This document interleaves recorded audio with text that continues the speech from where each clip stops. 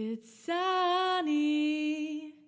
It's sunny in Van. It's official. Prices are cooling across the board, but depending on where you live in Greater Vancouver, that dip might be more of a drizzle or a full on downpour.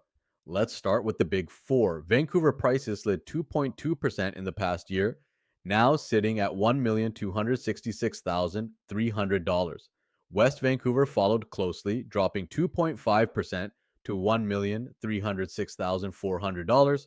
North Vancouver held up better with just a 1% dip to $1,371,000, while East Vancouver saw a 1.5% decline, landing at $1,199,100. Now, if you're watching detached homes, brace yourself.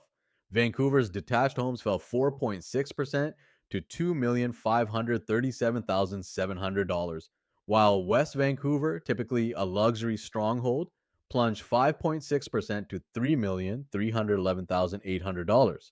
In North Vancouver, detached homes are down 4.2% to $2,197,500, and East Van isn't far behind, dropping 3.9% to $1,794,500.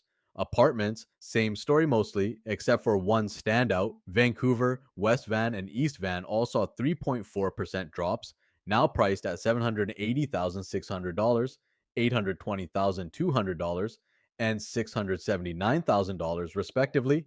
But North Vancouver flipped the script, up 0.6% now at $819,500, the only gain on the board.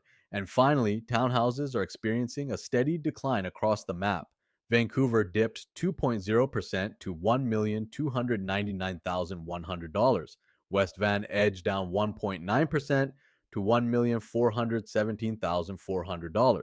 North Van dropped 2.8% now at $1,314,500.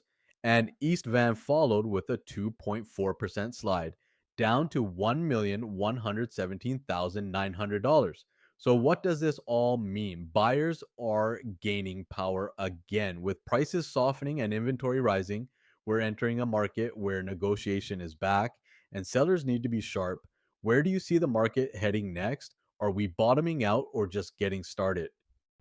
Welcome to sunny in Van, where the sun always shines. Join us on this journey